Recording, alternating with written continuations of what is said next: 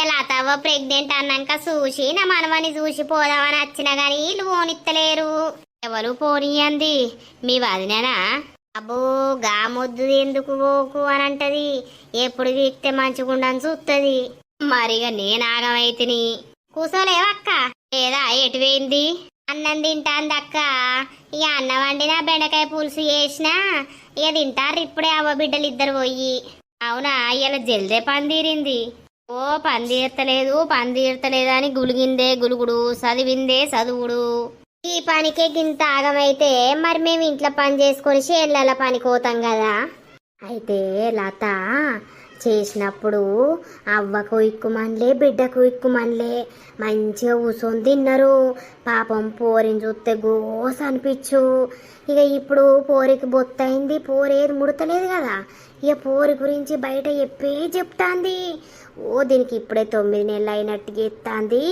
ఇంత పని ముడతలేదు, అటున్న పుల్లు ఇటు పెడతలేదు, ఇటున్న పుల్లు అటు పెడతలేదు, మొగుడు మొత్తం పెళ్ళాన్ని చుట్టే తిరుగుతాండు అని చెప్తాంది ఇది. ఇక మరి గట్లనే ఉంటది. మయ్యో మరి ఎవరైతే ఏంది, ఇప్పుడు నా కోడలు కడుపుతోరు ఉంటే అవ్వగారింటికి వచ్చింది. నా కోడల్ని కూడా ఏం పని చేయని ఇయలేరు.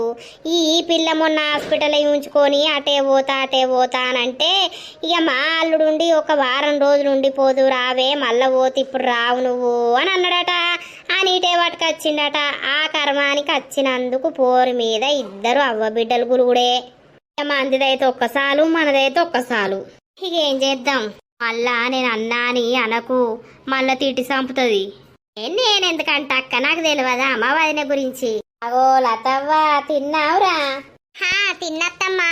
తిన్నా, ఒక ఆపిల్ ఉంటే పోసుకొని తిన్నా. మొన్న మా పెద్దమ్మ తీసుకొచ్చింది. మంచిగా దాచిపెట్టుకో. బిడ్డకు కిలలు తెస్తే అవ్వ కిల బిడ్డ కిల తిన్నారు అప్పుడు. మరి నీ ఇట్లా మాయం చేసే ఇట్లా? అవునా అత్తమ్మ, నాకు తెలియదా. ఇక నేను బెడ్రూమ్ లోనే పెట్టుకుంటున్నా. ఇక రాజు తీసుకొచ్చినా కూడా డైరెక్ట్ బెడ్రూమ్ లకే తీసుకొస్తాను, బెడ్రూమ్ లోనే ఉంటాయి. అప్పలప్ప మింగుతుంది మీ అత్త నిజంగానే. ఓ పెద్దమ్మ, నీ కోడలు కడుపుతోటి ఉన్నప్పుడు అయితే